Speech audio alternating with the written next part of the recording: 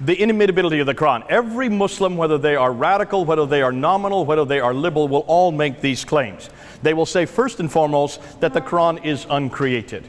It always has existed. In Surah 85, Ayah 22, it's very clear that these are the eternal tablets. These are the eternal tablets which exist in heaven, from which the angel Gabriel was then given to piecemeal over a period of 22 years, 23 years, to a man named Muhammad living in Mecca and Medina. Uncreated, sent down to this man Muhammad over that 22-year period, and that was finally completed not at the time that Muhammad was living, but at the time that Uthman had it canonized in 652. Every Muslim will say it was completed in 652. So 652, Uthman then canonizes the Quran, and then according to every Muslim that it's unchanged from that time period. So if you could just remember 4 words: uncreated, sent down, completed, unchanged. Can you remember those 4 words? That's all you have to ask a Muslim. Oh, that's much better. Can you hear me now? Yeah. Okay. So there's the 4 words you need to know. If you could just remember those 4 words, you can pretty well destroy the Quran by asking them, because they then have to come up with a defense. Now, there's no way that we can really confront the first 2. Uncreated, sent down, that happened hundreds of years ago. We're not there. By the way, I see people taking notes. Stop your notes. You're not going to keep up. Just put your notes down. I will give you the PowerPoint at the end, okay? You can all have the PowerPoint. It doesn't cost a thing. So what we can do is confront these next 2. The next 2. That is completed and unchanged. These 2 here. That's all you need to confront. Show me one Quran that is complete and unchanged from the 7th century. That's all you need to ask. So let's go on. Let's head on right down. This is what we know as the immutability of the Quran. Now, we can say as Christians that we know the Bible is not eternal. It's created. We know who wrote it. We even give the names to the authors on many of the books. It was sent down? No, it was not sent down. Inspired, yes, but not sent down through an angel Gabriel. Complete, yes. That's the only claim we will say in the original text. It was complete. But we don't have the originals today, for none of them. Unchanged? Yes, of course it's been changed. We know where it's been changed. We are transparent about it. We even put in the margins, we put up in footnotes where the changes are. We know that there are about 41 verses that are in doubt in the New Testament. John chapter 7 verse 53 to John chapter 8 verse 11. Those are not in the earliest Greek manuscripts. The last part of Mark chapter 16 verse 9 to 20 are not in the earliest Greek manuscript. They could be originals, but we don't know because we don't have any of the originals. Okay, so we are very open. We would never make these claims. All right? So we're talking about 2 different reference points for our revelation. Don't let the Muslims hang you on that. Now, what do Muslim leaders say? Well, here you have Fethullah Gulen, who's in Pennsylvania. Only one Quran, unaltered, unedited, and untampered. Then you have Suzanne Hanif, preserved today in its original form.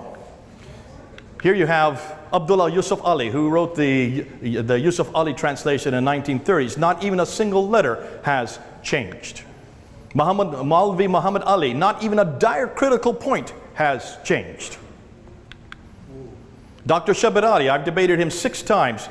He will no longer debate me after 2014 because of what we showed him in 2014. Exactly identical for over 1,300 years. And then later on, he puts it back to 1,400 years. The text was known through memory work and through the written materials, including the Tashkent, which is the Samarkand that we're going to talk about today. The difference from that copy to what we're to read today is we find no differences. He no longer says that because of the material that I'm going to introduce today. Now, what is my written today?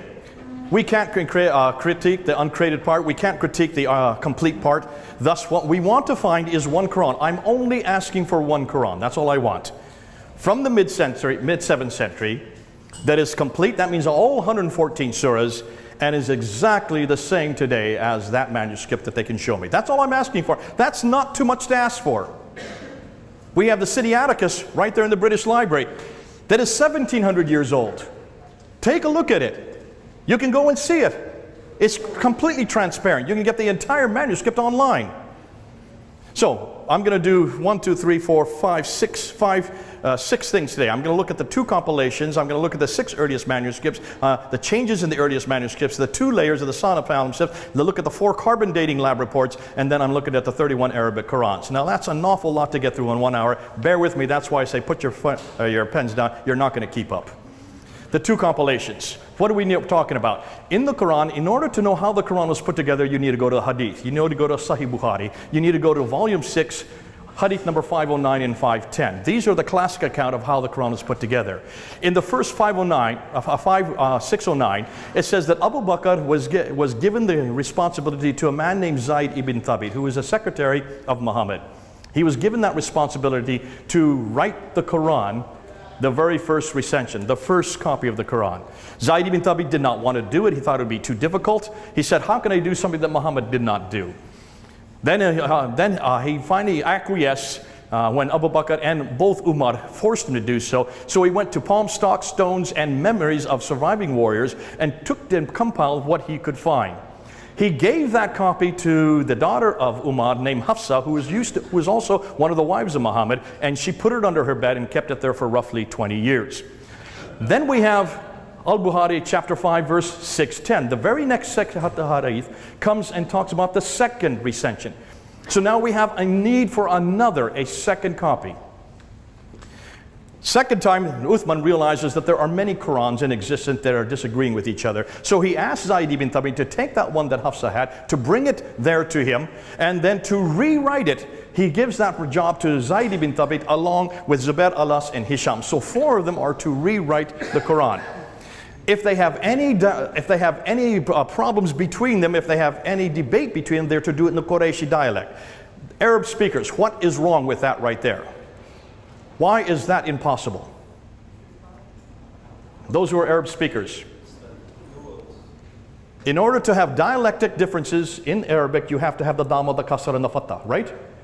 Where was the Dhamma, Kasra, and Fattah in the 7th century? They were only invented in the late 8th century. So how can you even have this as a problem? Well, take a look at who's writing this. Al-Bukhari, he lived in 870, the late 9th century. He's talking about a problem in the late 9th century and he's redacting it back to the 7th century, but anybody who knows Arabic knows that this is impossible to have happen. Are you following me? You at least follow what I'm saying. And this is why Arabs, you need to start arguing this. This is why you need to, as Arab speakers, you need to get up and you need to say this is impossible. Obviously, why have Arab speakers not noticed this? Let's move on. Then he takes that one final copy and he sends it to 9 different cities: Basra, Baghdad, Damascus, Jerusalem, Cairo, Alexandria. We went down to Aden, Herat, and Nishapur. That's 9 cities. That means we should have 9 copies of the Quran in existence today. Not 4, like they have always been saying. We should have 9, according to Al-Bukhari, volume 6, 510. But then he did a very curious thing. After he sent it to the 9 provinces, he then ordered that all the Quranic materials, whether written or fragmentary manuscripts or whole copies, be burnt. Why do you burn manuscripts? Unless they all disagree and you want to destroy the evidence. Now, why haven't we said this? Why aren't people talking about this? Can you see the problem? Just as this is their own material, I'm not making this up. Any Muslim knows who Al-Bukhari is. It's Sahih Bukhari. That means he's perfect. There is no error in this. Now, here's the questions. Why didn't God choose a language which could have accommodated the Quran? Here we already have Greek and Hebrew that God had already used. Why didn't he choose another language which had no diacritical marks, had no vowelization, had no Dhamma, Kasra, or Fattah? Why would he choose a language that could even accommodate his final revelation if it's the greatest revelation? That's the first question. Secondly, why did he choose a man who couldn't even read and write to give his greatest revelation to? And how long does it take to read and write Arabic? It took me 2 weeks to read and write Arabic. Muhammad already knew Arabic. He had 22 years to learn to read and write. More than that, why didn't he use his secretary? He had a secretary that whole time. What do secretaries do if they don't write? So for 22 years, he wrote nothing down. And then why did Abu Bakr make copies of it like Uthman did 20 years later and send it to the 9 provinces? Why do we have to wait another 20 years before it was finally set out? These are questions you need to ask. How could there be diacritical differences in the mid-7th century? The dialectical differences don't even begin to appear until the 8th century. The vowelization doesn't begin to appear until the 9th century. See, these are, should anybody who reads or writes Arabic should know these arguments. And then why in the world did he burn all the existing manuscripts that disagreed with the manuscript that he finally retained? 4th question, where are the copies of the Quran sent to those 9 cities?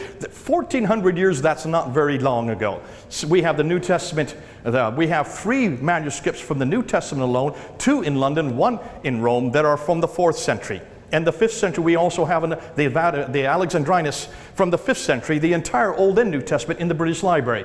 If we can come up with 365 either complete or partial manuscripts for the New Testament by the 6th century, why can't they even come up with 1 manuscript from the 1st century?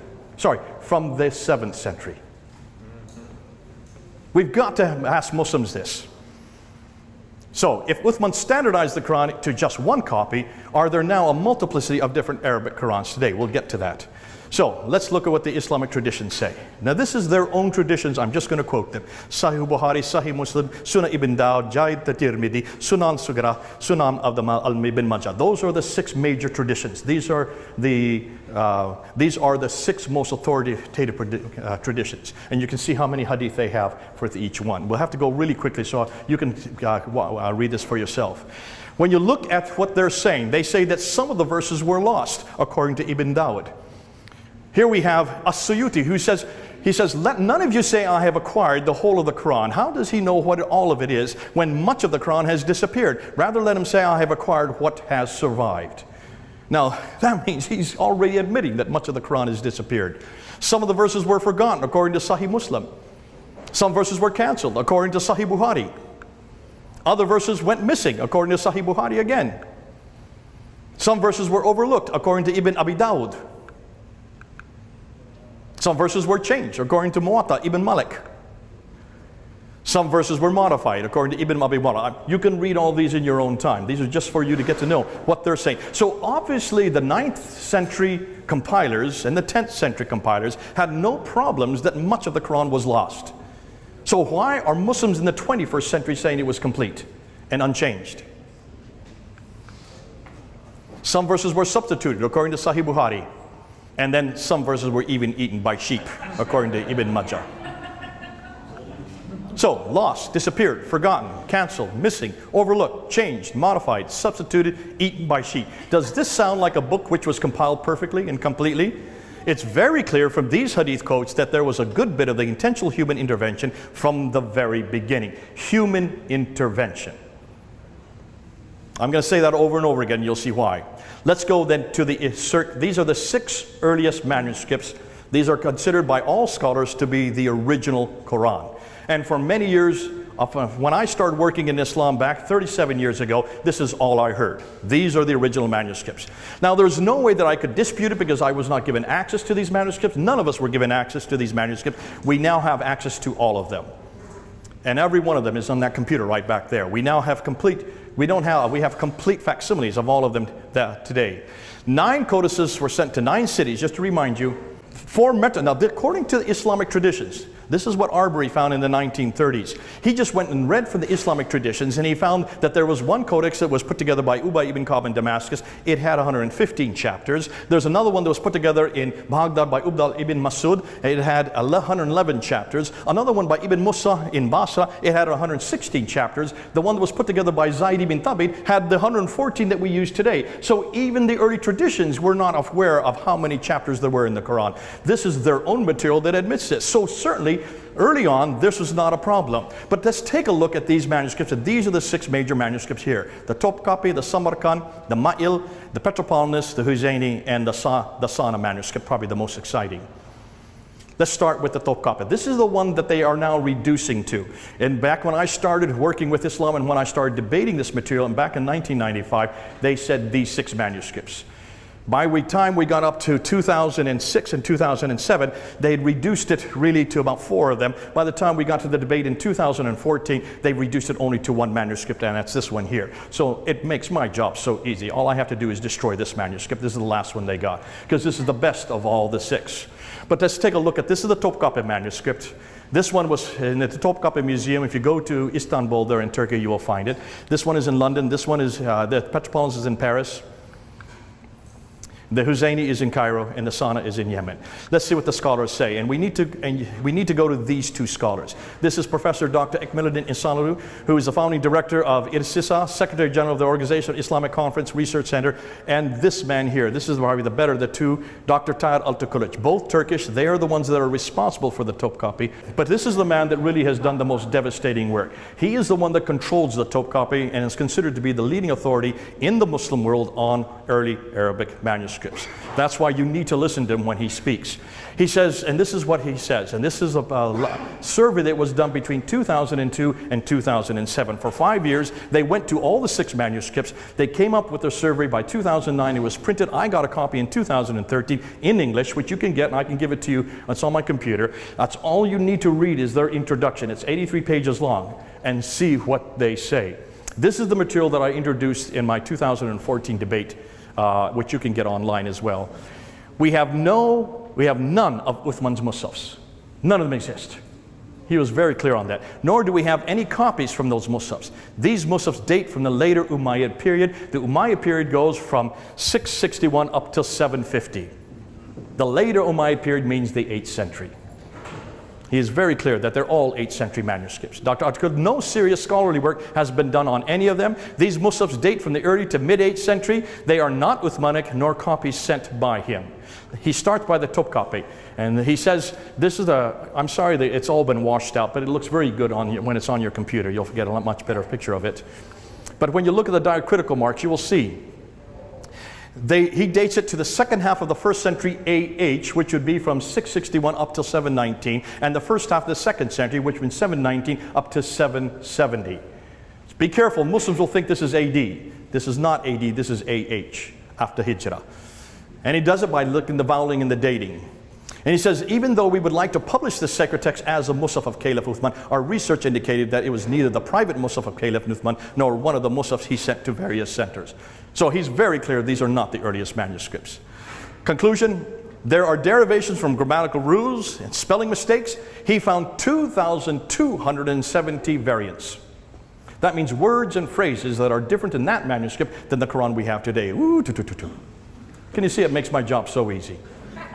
All I have to do is quote him. Those are consonantal. These are okay, did you hear what he said? These are consonantal differences. We'll get into that a little later. You'll see what we're talking about. Now, you can see here, you know what we conceal, what he revealed in the Topkapi in Surah 14. Now it's become, you know what we can conceal and what we reveal. See, we or he. You can see it changes as to who is doing the revealing there. Here's another one of Surah 3, Ayah 158. You shall not be gathered versus before him you shall undoubtedly be gathered. That completely changes the meaning. So these are hugely significant. The Samarkand manuscript. The Samarkand, which is probably one of the most famous because it's been around the world. They brought it to London about 5 years ago. It's a monumental text. It's dated to the early to mid 8th century. It was considered to be the best preserved manuscript, the one that is complete and Uthmanic. It is now an embarrassment. There's undisciplined spelling throughout. It has different writing styles. It has scribal mistakes, copyist mistakes, written by someone with little experience and with later additions. And it only goes up to Surah 43. There's 114 surahs in the Quran. But even amongst those Surah 40, up to Surah 43, take a look at this. There is only one complete surah in that entire manuscript. 24 of the surahs are partial, 16 don't even exist. So much of it is missing. Why haven't we been told that before? The Ma'il manuscript, which is in London. This one we do know about. This one has been well around. It's the 2165 manuscript. It has a slanted text. That's why it's called Ma'il, which is what it means in Arabic. It is written in the Hijazi style, which is an earlier style than the Abbasid. So it should be one of the earliest. It only goes up to Surah 43. 53% of the Quran is missing. Alta-Kulich dates it to the early 8th century. Dr. Martin Lings, who did the most extensive work on it, dates it to the late 8th century, around 790. Okay, Al-Huzayni text. Now sometimes that's spelled with a Y, sometimes it's spelled with an I. Either or is correct. The Huzayni Cairo Musaf is the early mid-8th century. It is also a monumental text. It's huge, which means it's a much later manuscript.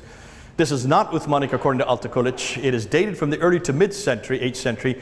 It also has enormous number of variants. You can see a variant here, and it has these coverings. Do you see these coverings there? Can you see these coverings? That means they're changing the text. We'll get into that. Covering over the text, signifying hiding or centering the original written text. Then we have the Parasino Petropolitanus there in the Bibliothèque Nationale in Paris. And this one here is controlled by Dr. Francois Doroche. He is the one that's done the most study on it. The largest, it's a number of different manuscripts in a compilation of manuscript collection. The largest only contains 26% of the Quran. So where is this complete Quran they keep talking about? 26%. And even amongst the 26, there are 93 variants just within the mark that we do and are able to read. 5 different copies, later modifications. The largest is 26%, another one is 15%, another one is only 4.2%. Here you can see a difference between the Petropolitanus and the Cairene text. And is then changed to so, which changes the meaning of the text. Then we get to the Sana, and this is my favorite because this one is probably the most damaging. Because this is the one, and this is the most recently discovered in 1975. When they discovered it in 1975, they noticed that it had no diacritical marks, it had no vowelization, they couldn't read it. So they brought 3 German scholars who are considered to be the world's authority on the Arabic text from Saarbrücken University in Saarland University in Saarbrücken, and they flew them down to Yemen to investigate this manuscript in 1981. Dr. Gerhard Quinn, Dr. von Bothmer, and Dr. Oleg. The 3 doctors, all of them, looked at it and immediately they realized there was a problem, so they took pictures of it. Those pictures were confiscated by the Yemeni government and only released to them until in 1997. I went to see Dr. Gerhard Quinn, and he showed me this facsimile from his own photos. And this is Surah 19 over here, and then right there where the yellow mark it jumps to Surah 22. So that's Surah 19, that's Surah 22. This script is dated to 705. But he said, what happened to Surah 20 and 21? Well, 20 suddenly appears over here. Can you see that there are 2 different scripts? Yeah. You can see that right away. This is a much later script. This script here is probably 60 years later.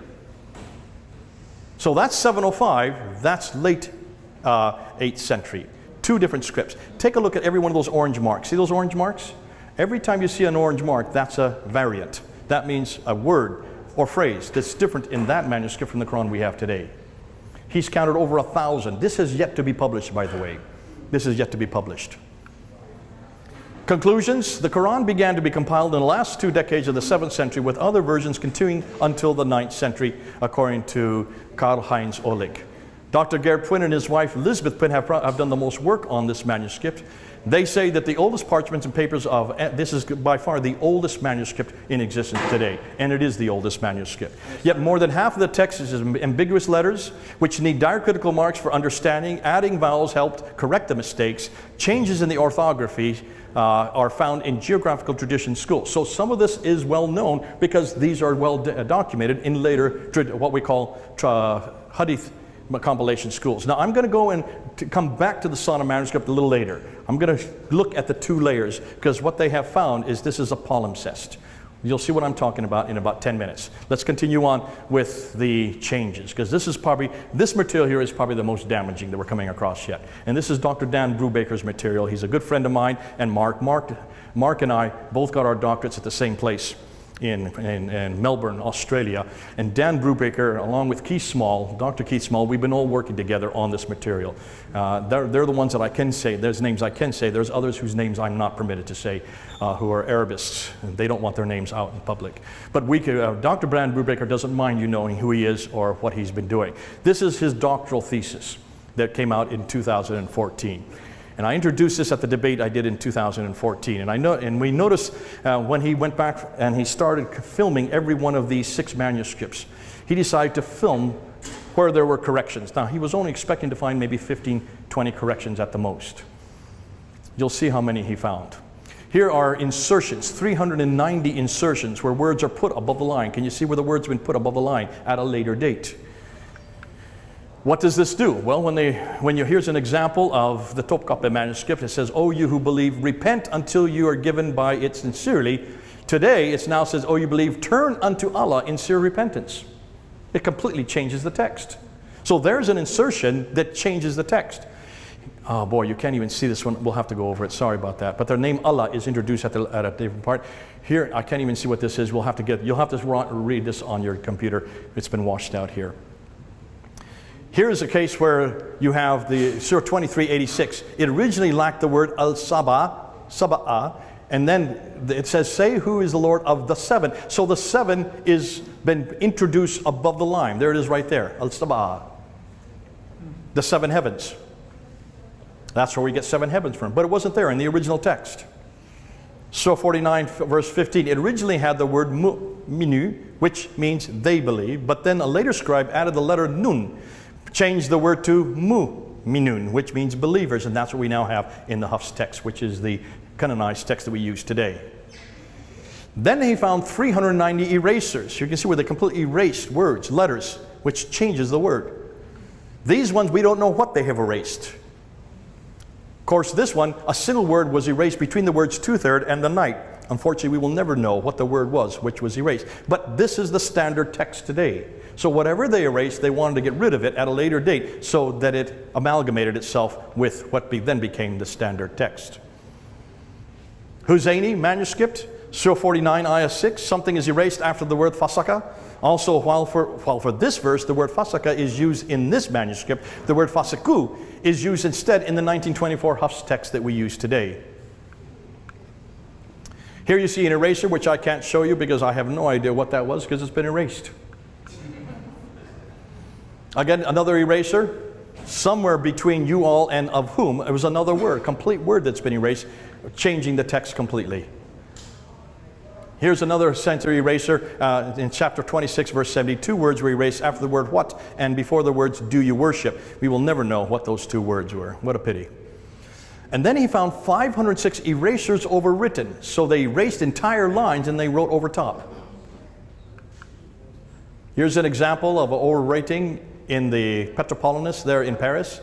Here's an example of an overwriting again in the Petropolitanus. Here's an example of in St. Petersburg. This is a later manuscript, not part of the original 6. This is one in the St. Petersburg manuscript in Russia. They're on Surah 7, Ayah 189. And then they had overwriting without erasure. They just wrote over top. They didn't even care if you could see what was written unbelief. These are a little bit easier for us to see what's been changed because the writing is still there when you put it under ultraviolet light. Here's 70 verse 32. They in the text is written over top, replacing something which is in this case not discernible because of the change. It now agrees with the 1924 Quran, the Hafs text. Overwriting without erasure, Sana Musaf Sharaf. There you can see chapter 3 verse 104 where the commanding reads now the commanding has been changed and put over top. Then they found 500. He found 500 intentional changes directly over portions. These are coverings. Do you see these coverings? Can you see the coverings there? They just covered. Wouldn't you love to pick up and see what's written underneath? If we'd ever have access to these men, we could see what they've tried to cover. But in every case, they are standardizing the text. And these are done hundreds of years after the original text. Are you seeing that? Hundreds of years. This text, the Topper text, is 705. These are done in the 9th and the 10th century. We guess, it may be even later. Covering of the Husayni Cairo text, there you can see Surah 2, 187. Covers something between the words so eat and until.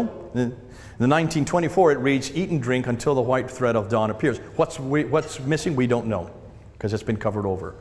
Covering of the Husayni text again in Surah 2, Ayah 191 to 193. I'm going to go over these quickly because otherwise I'll put you to sleep. These are for those who are serious. You need to go and look at them and then we'll give you them because by August we'll have 4,000 to give you. We're up to 4,000 now. In 2014, we only had 2,000. And this is all going to be available in August of this year. Here is selective coverings overwritten, 210, writings over top, where they wrote and then they wrote over top a completely different word or sets of words. And then they had these tapings. And when Dan looked at it, he thought maybe because there was damage, but when he looked on the backside, there was no damage whatsoever. It's obviously they were censoring something here. And here you can see a taping. There's a taping. There's a taping. Look here. Tapings all over the page. 5 different places on just one page itself. So obviously what we conclude is at this time in 2014, there were 2,200 corrections. They are all consonant rhizome. Getting back to your point, we'll explain what that means. None of them are diacritical marks. This has nothing to do with diacritical marks. There were no diacritical marks in any of these manuscripts. You notice? None of these are vowelization. You didn't see any dam or kasra or fatha in any of these. This has nothing to do with vowelization. And they're not dagat alifs. Dagat alifs were introduced in the 9th century. None of this has to do with dagat alif differences. Thus, they change the meaning of the text. They continue up until the 9th century. Thus, they are all intentional. They bring about a later standardization, which means they have a political agenda. All written by humans. Now, Western scholars like Dorosh, Bowring, Conrad, Peters, Stein, Shoemaker, these are the top men in their field. They all conclude that the earliest Musafs begin to appear in the 8th century. The Muslim scholars like Ekmeleddin and Ihsanulu and Tayyar al-Tukurich conclude that the earliest Musafs begin to appear in the 8th century.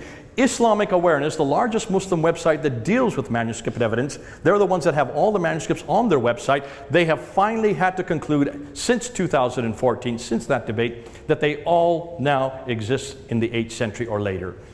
Isn't that interesting? Even they have now had to conclude that they're all later manuscripts. And the latest research shows that even these Musafs have 7 forms of corrections dating up until the 9th century. Therefore, some Muslims no longer do have an eternal Quran. They can't say that anymore. They cannot say that it was sent down. They cannot say that it was complete in 650, and they cannot say it's not been changed. There are hundreds. There are not just hundreds, there are thousands of changes. We're up to 4,000 already. So, who was Muhammad and what's his purpose? If you've been here last hour, you'll see why I say that. Because if this is all from the 8th century on, none of this has to do with Muhammad. And I said this back in the debate in 2014, and Shabir Ali got quite upset with me for saying that. He says, I hope you're doing that tongue-in-cheek. And I said, no, I'm not. We're putting the gauntlet down. That means Muhammad had nothing to do with the Quran. This all came way after Muhammad. And it continues to be changed and changed up until the 10th century. So I turned to Shabir Ali and I said, so where is your Quran from? Tell me the date for your Quran. You know what the date is for the Quran that he's using today? Does anybody know what the date is? 1924. 94 years ago is when the Quran was finalized. I turned to Shabir Ali and I said, Prince Philip is older than your Quran, and he's still living. And that's exactly what the crowd did.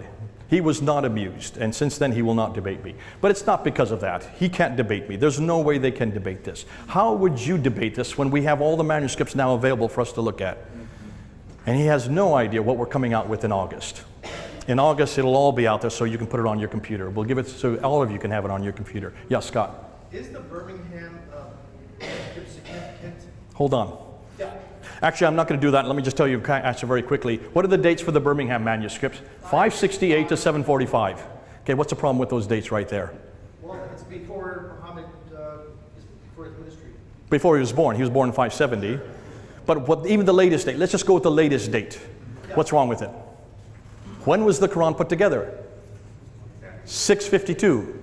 If the latest date is 645, you're 7 years before Uthman. Yeah. But see, carbon dating is very inexact, and when you have to go with what they call the bell curve. And when you go with the bell curve, it's the median date is the strongest date. So the bell curve for that puts it about 610, which is when Muhammad started receiving his revelation. So this all precedes his revelation, but that's not the worst. Wait till you'll see what we're going to show you. We have now 4 labs that are now looking at manuscripts. And I'm just going to show you one from Sana manuscript, and they all predate Muhammad in case up until they even go as early as 443. That's a whole 100 years before Muhammad. So be careful with carbon dating. It'll come around to sting you. And it differs. But all of these manuscripts had changes in them. These changes are razm changes, not simple diacritical marks or vowelizations. They continue to be changed for hundreds of years. There was an intentional standardization of the text. Thus, this again proves there has been intentional human intervention. That's what we're getting at. These are all intentional human interventions. This has nothing to do with God. This has nothing to do with Muhammad. This has nothing to do with Uthman. This is much later changes. Now let's look at the Sana manuscript. This Sana manuscript is probably the most exciting one. Dr. Asma Hilali finally came out with the findings last August in her book called the Sana manuscript. The problem with the Sana manuscript is it has a lower text that is now starting to leak through. When they washed it off, this is animal skin, this happens often, whenever you use a manuscript that is very valuable, but it's very expensive, you don't want to throw it away when things go wrong, you then wash it off and write over top, because it's made out of animal skin. And it takes an awful long time to cure. So they would wash off the manuscripts, and of course when you wash it off, you don't see the lower manuscripts. Hundreds of years later, that ink starts to bleed through. So when you look at it, you can see the ink there. So they put it under ultraviolet light, and now they're splitting the two texts. This is done at Columbia University. It's also done at the Sorbonne. And they're dating the lower text to 671 to 705, and the upper text from 705 on. Now, let's just go right through here. Possibly they're finding that these two texts do not agree, the lower and the upper texts. Possibly a text has faded, maybe it is inaccurate or needed corrected, maybe the text was obsolete. Or number 4, possibly the text was a nascent form of the later upper text. So let's go through it. You have 4 major scholars who have looked at it, actually 5. You have Gerd Puyn, Dr. Elizabeth Puyn, Dr. Sadeghi, and Dr. Gudarzi. The last 2 are Muslim, and then you have Asma Hilali, who is also Muslim. This is her book right here. Now, you don't have to read the whole book. I'll summarize it for you. It's all right there on that one page. Let's go on. What they're finding is this. The lower text has 63 verses underneath. It's only made up of 63 verses, the lower text. Within those 63 verses, there are 70 variants from the Quran that we have today. So more variants than there are verses. So Hilali believes that these are nothing more than a reading circle. That's what she calls it, a reading circle. You all know what that means? That means these are students who are just writing their material, and that's why they had to be erased off. That was her conclusion on this.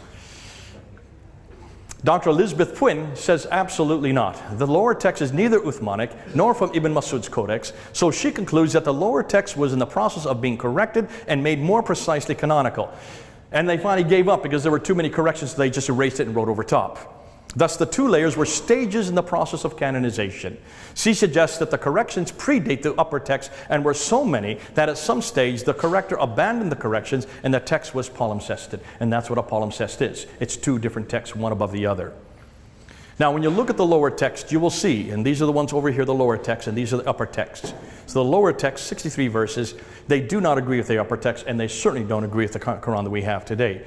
Verbs and nouns are left out 25 times. Articles are different, participle differences, conjunction differences, prepositional differences. 29 times it has isolated letters, expression differences, entire sentences 16 times are different than the Quran we have today. And you can see some of the examples here. I don't want to go through all the time. You can go read my PowerPoint to see the differences here. But you will see that they change the meaning of the text over and over again. Here you have Allah with their money and themselves has been changed to did jihad struggle in the name of Allah. It completely changes the text and the meaning.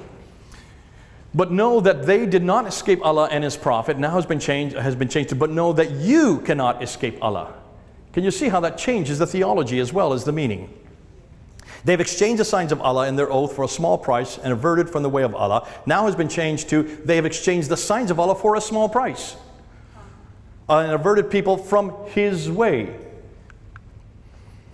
And why don't you fight a people who broke their oaths and they were the first to start the aggression and they intend to drive out the Prophet? Now in the text it's been completely convoluted so that it reads it the other way around. Here you have these are those whose deeds fell in this world and the next has been changed to for those their deeds fell worthless. Can you now understand? They've added the word worthless onto that. And here you can see they struggled and with anyone has now changed that completely from they do jihad in the name of Allah and did not fear anyone but Allah has now been changed to perform the salat and give zakat and fear none but Allah. That's not even in the original text. A complete different phrase has been added, which is part of the 5 pillars of Islam.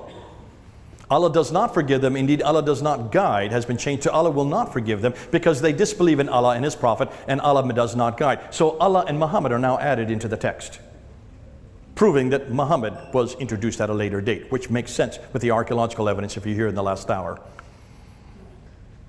You seek welcome has been changed to and greet those in them. So you can see, we'll just go right through here. Here you can see the upper text then. Look at all the differences here in the upper text from the Quran. It's not just the lower text that doesn't agree, even the upper text doesn't agree with the Quran we have today. Conclusions, the lower text is dated to the late 7th century, and there's a 50-year gap between the two layers. This could suggest that the upper text is a later correction of the lower text, or one could question the dating of the lower text, since ink cannot be dated, only the skin of the animal can. They're saying 671, but how did they come to that conclusion? They won't tell us how they came to 671. You cannot date ink, for one very good reason. Ink is an amalgamation of many different pigments from many different areas and many different eras. So that's why you don't date ink. You only date the skin. And you can only date the skin of when the death of the animal, because that's when the oxidation starts to take place, and that's why you have to be careful about the dates. So I would suggest that this is probably much closer to 705.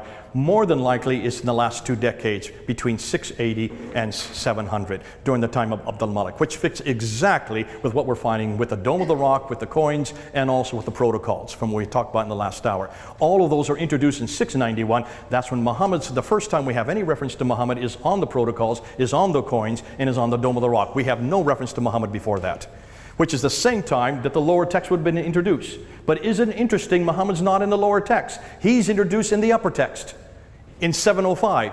Can you see how it all fits together? The documentary evidence supports the archaeological evidence, supports the documentary evidence, supports the same timeline. Yeah, Mike.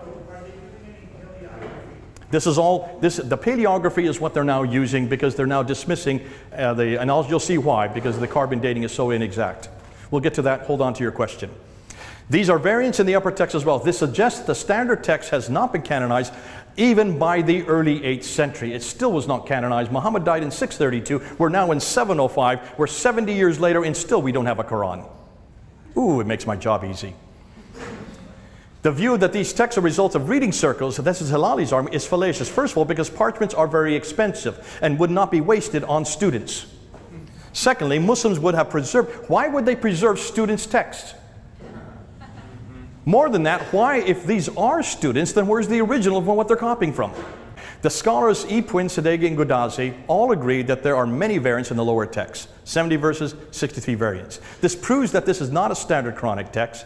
As Elizabeth Quinn says, this is a pre-Quranic text which doesn't correspond with any of the known 8th to 10th century narratives. All of the lower text variants change the meaning of the text. And that's what's so disturbing, and that's why Hilali has to say this is just students. You can see, she has to say that. She's a Muslim. I feel sorry for her, but this is not good academia. The biggest difficulty with these two layers of the palimpsests are, number one, they are the oldest Quranic fragments in existence today, number one. Number two, all the other extant manuscripts are more recent, so why are these layered palimpsests the earliest ones? Where is the manuscript, the original Quran, from which this text is derived? Where is it? Where are those 9 manuscripts? Yeah, okay, so let's move on. Are these two palimpsest layers an example of the nascent Quran in its early formation? Are either of these two layers parallel to the eternal tablets in heaven? Since these are so different from the Quran which we are using today, then where is the original manuscript for the 1924 Hafs text used around the world? Finally, both of these two layers prove once again that there was intentional human intervention in the Quranic text from the very beginning. I'm going to say that again, intentional human intervention. Meanwhile, let's talk about the radiocarbon dating. Now we'll get back to your question, Scott. The 4 carbon dating lab reports. This is because of the Birmingham manuscripts. No one bothered to ask what else was happening outside of the Oxford lab. Julian Christian Robin in 2015 wrote his book to answer that. And he said, look at the carbon dating from the other labs. This is from Lyon in France, from Kiel in Germany, from Zurich in Switzerland, and the Oxford labs from which the Birmingham manuscript was taken. And this is what he showed. Look at this graph here. Now that's Muhammad's life right there. Look at all these manuscripts. This is just from one manuscript. This is just the Sana text. But from different pages of the Sana text. Take a look at the dates. The radiocarbons in this one go way down to 400s up to 550. Muhammad wasn't born until 565. Sorry, 568. Sorry, 570. I'll get it on the 3rd try. He wasn't born here until here, 570. All of these, look at how they predate Muhammad's life.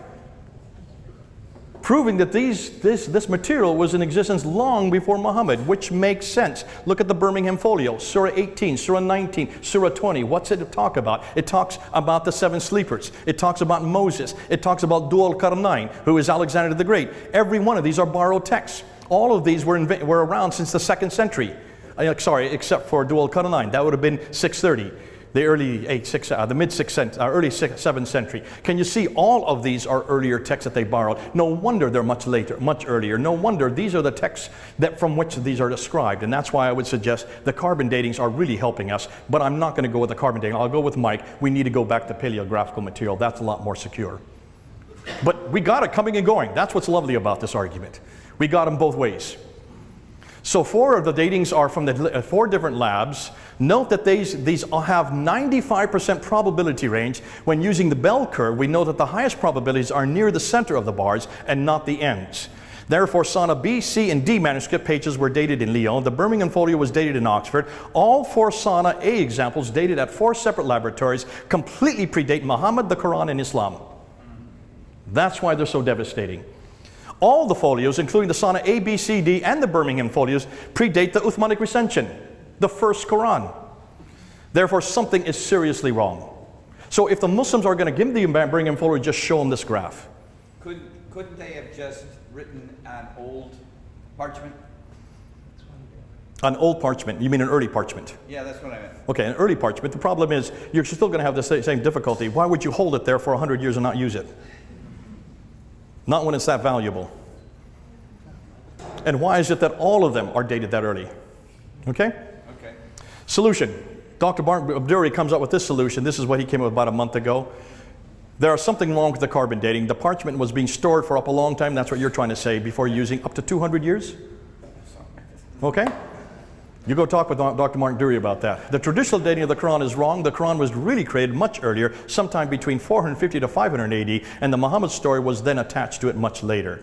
Or could this be a combination of the above? My solutions, I agree with what Mark Dury is saying. There's possibly a problem with carbon dating due to its inaccuracies. Due to the expensive nature of the animal skins, it is highly unlikely that these skins were stored for a long time before their use. There's no point to it to begin with. The traditional dating of the Quran is probably at fault because it comes from us from the 9th century, which is simply too late to be credible. And since Muhammad is not listed in the earliest dated folios, this suggests that the Quran is copied from borrowed material, which would naturally predate Muhammad, the Quran, and thus Islam. And that makes sense. Where does it come from? Now let's go back. The RC datings of the ABCD, well, what I would like to say, you can read this later, but what I would say is, where is that first manuscript? Where are the first 9 manuscripts? More than that, let's now look at the manuscripts today, because if you have a problem with the earliest manuscripts, what about the Qurans we have in our hands today? The Arab Qurans. I'm not talking about the translations. Let's look at the Arab Qurans, the Arabic Qurans that we have today. The Arabic skeletal script is the razm. This is getting back to your point. You need to look at the razm. Now this is for those who don't speak Arabic. We have 3 vowelizations called the fatah, which is the ah sound, the dhamma, which is the u sound, and the kasra, which is the e sound. But more than that, notice if you look at this manuscript here from the 8th century, notice it has no dots above and below the line, and it has no fatah, dhamma, or kasra, okay? This is only razm. These are only consonantal words. That's the Sana manuscript. Here you have another example. This is the Topkapi. Can you see it has no diacritical marks, and it has no dhamma, kasra, or fatah. So, why is that important? Here's another one, an early Shiite Quran. This has no diacritical marks, no dhamma, kasra, or fatah. Here are the 28 letters of the Arabic alphabet. When you look at the 28 letters, there are 6 unique letters. The alif, the kaf, the lam, the mim, the ha, the waw. Those are the 6 unique letters. Those ones you don't need any dots with, okay? All the other of the 22 of the 28, you need dots to understand them. What do I mean by that? So for the other 22, you have to have dots to know. Let's take that smiley face. You put 1 dot above it, and it becomes a nun. You put another dot above it, and it becomes a ta. You put a 3rd dot above it, and it becomes a tha. Now, let's take that same smiley face and put 1 dot below it, becomes a ba. You put another dot below it, and it becomes a ya. So here you have na, ta, tha, ba, ya. It could be 5 different letters. That's why you need the dots. None of these manuscripts have those dots. So which means you have 5 different derivations per letter. Can you imagine what you do then when you put them into words? Let's look at those 3 smiley faces and put them together. Just those 3 smiley faces together with no dots, you can get 19 different words. But without the dots, you've lost all 19 words. Okay? Therefore, when you look at the variants, you need to look and see what we're talking about. Now, these are the ones that we have now. This is Hatun, my colleague. She now has 31 of these Qur'ans that she has found in Yemen, in Jordan, in Morocco. Looking around the marketplaces, she's come up with 31 different Arabic Qur'ans. Not 1, not 2, but 31. These are them right here. These are modern Qur'ans. You can buy these in the marketplace today, okay? All in Arabic, no translation. When you look at them, you will find that they come from 37 different readers. These are the readers here. These are their teachers who all come from this area here. But these readers, take a look at them. When you look at them, you will notice all the ones that we use today, the Hafs that I keep on talking about, is from this man right down here.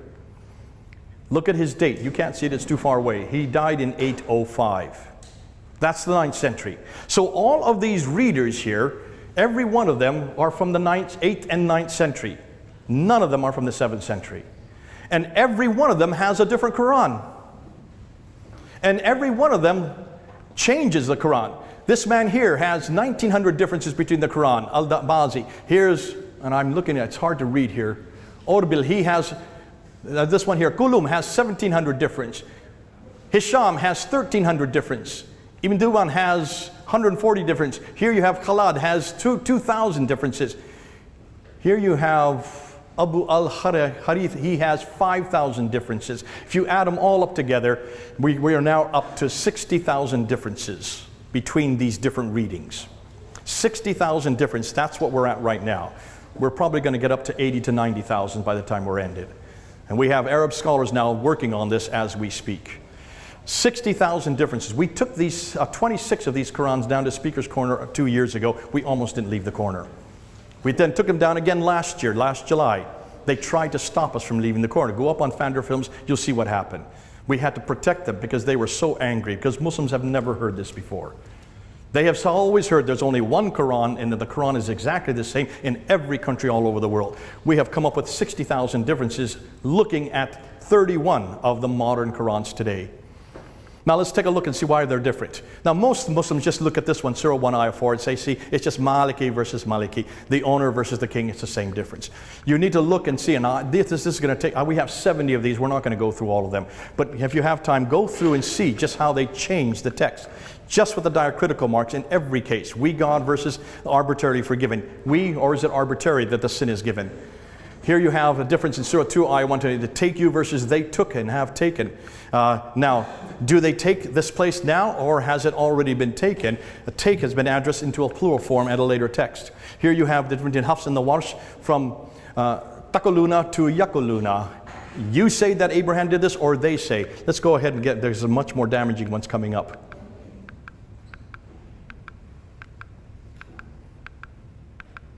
Repelling versus defending, completely different context. Here you have he versus we will remove. Here you have Allah made sure she was taken care of by Zachariah. And here you, and then said he, Zachariah, took charge of her. So did Allah put Zachariah in charge of Mary, or does Zachariah take charge himself? That has huge significance for Zachariah itself. Do the believers teach the book, or they simply know the book? Well, many people can know a book, but they are not capable of teaching it. So that changes that context. Now here you have, it's up there because they change it from the plural form to a second masculine singular form. Who seeks their return. So it doesn't even agree with the rest of the verse. In Surah 3, Ayah 136, the prophets simply fight, or were they killed? Well, if I was a prophet, I'd rather fight than be killed. I'd like to know which way I'm going to go. So you can see how this really does change the meaning. I know, I'm right, I see you there. Let me just go through these real quickly.